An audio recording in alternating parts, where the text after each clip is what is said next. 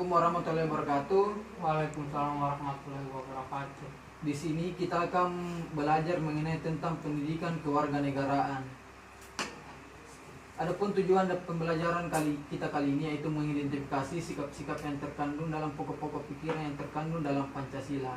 Nah, sebelum memasuki inti dari suatu pembelajaran kita kali ini, alangkah baiknya kita bersama-sama membaca doa belajar. Doa dimulai. Amin. Nah, Bapak sudah memberikan suatu gambar, mohon diperhatikan. Ya, baik. Apakah sudah dilihat? Sudah, Pak. Nah, apakah yang sedang dilakukan oleh anak tersebut? Anak-anak itu. Kawan, Pak. Oh, menurut kamu bagus acara ini dilaksanakan untuk tiap tahunnya? Bagus, Pak. Jika kamu mengatakan bagus, apa alasanmu? Untuk memperingati Hari Kemerdekaan Indonesia. Artinya pada lomba ini untuk memperingati kemerdekaan Indonesia. Bagus. Kemudian Bapak akan menjelaskan tentang pengertian Pancasila dan Sumpah Pemuda. Sebenarnya apa arti Pancasila? Pengertian Pancasila adalah suatu ideologi dan dasar negara Indonesia yang menjadi landasan dari segala keputusan bangsa dan mencerminkan kepribadian bangsa Indonesia. Dengan kata lain, Pancasila adalah dasar dalam mengatur pemerintahan negara Indonesia yang mengutamakan semua komponen di seluruh wilayah Indonesia. Secara etimologi, kata Pancasila berasal dari bahasa Sanskerta India atau kasta Brahmana, yaitu kata panca artinya 5 dan sila yang artinya dasar, sehingga arti Pancasila secara harfiah adalah 5 dasar.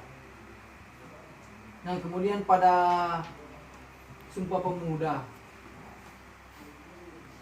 Sumpah Pemuda adalah satu tonggak utama dalam sejarah pergerakan kemerdekaan Indonesia. Ikrar ini dianggap sebagai kristalisasi semangat untuk menegaskan cita-cita berdirinya negara Indonesia. Yang dimaksud dengan Sumpah Pemuda adalah keputusan Kongres Pemuda yang diselenggarakan 2 hari, yaitu pada tanggal 27 sampai 28 Oktober 1928 di Batavia.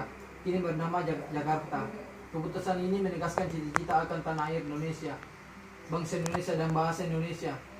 Keputusan ini juga diharapkan menjadi asas bagi setiap perkumpulan kebangsaan Indonesia dan agar disiarkan dalam berbagai surat kabar dan dibacakan di muka rapat perkumpulan-perkumpulan.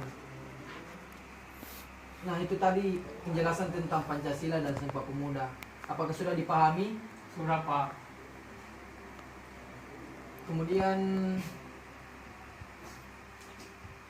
coba baca teks sederhana tentang Sumpah Pemuda. Apakah saudara Iren sudah mengetahui tentang isi sumpah pada Pancasila tersebut? Sudah, Pak. Coba disebutkan. Sumpah Pemuda. Pertama, kami putra dan putri Indonesia mengaku bertumpah darah yang satu, tanah air Indonesia. Kedua, kami putra dan putri Indonesia mengaku berbangsa yang satu, bangsa Indonesia. Ketiga, kami putra dan putri Indonesia menjunjung bahasa persatuan, bahasa Indonesia. Nah, betul.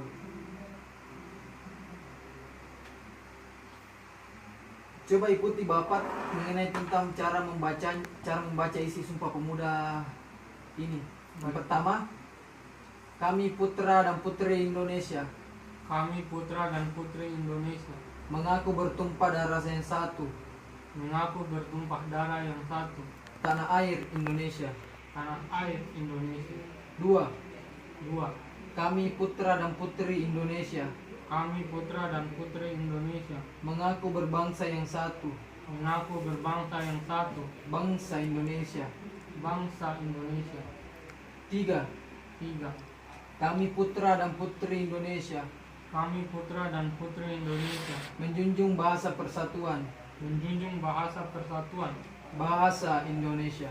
bahasa Indonesia. Nah, itu tadi mengenai isi dari Sumpah Pemuda tersebut. Kemudian perhatikan pada gambar yang telah Bapak berikan, ada gambar 1 dan 2. Perhatikan gambar gambar 1. Berapa orang yang mengikuti lomba di gambar nomor 1? 8, Pak. Kalau yang kedua, berapa orang yang di gambar nomor 2? 4. Sama kan jumlah orang yang ada di gambar nomor 1 dan 2? Tidak. Kemudian pembelajaran kita apa? Kemudian pembelajaran selanjutnya yaitu mengenai tentang Undang-Undang Dasar 1945.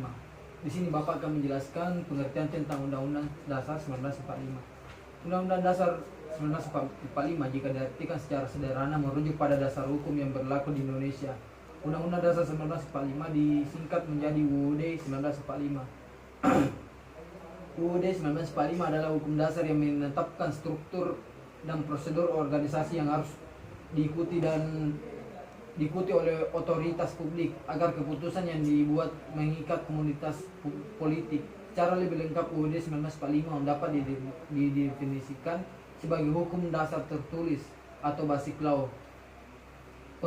Konstitusi Pemerintahan Negara Republik Indonesia Undang-Undang Dasar tahun 1945 mencakup seluruh naskah yang terdiri dari pembukaan dasar pasal-pasalnya. Pembukaan Undang-Undang Dasar 1945 terdiri dari 4 alinea, di mana pada keempat terdapat rumusan Pancasila. Nah, mungkin itu saja pertemuan kita kali ini. Bapak memberikan tugas di rumah, yaitu yang pertama, apakah bunyi dari Pancasila? Sudah, Pak. Kemudian yang kedua, bagaimanakah bunyi dari isi Sumpah Pemuda?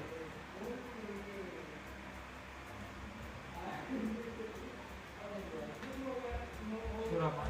Kemudian tuliskan pengertian tentang Undang-Undang Dasar 1945.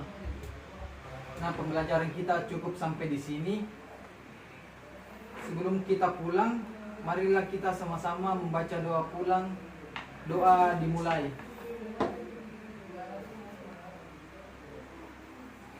Amin. Nah, cukup sampai di sini. Wabillahi taufik wal hidayah. Wassalamualaikum warahmatullahi wabarakatuh. Waalaikumsalam warahmatullahi wabarakatuh.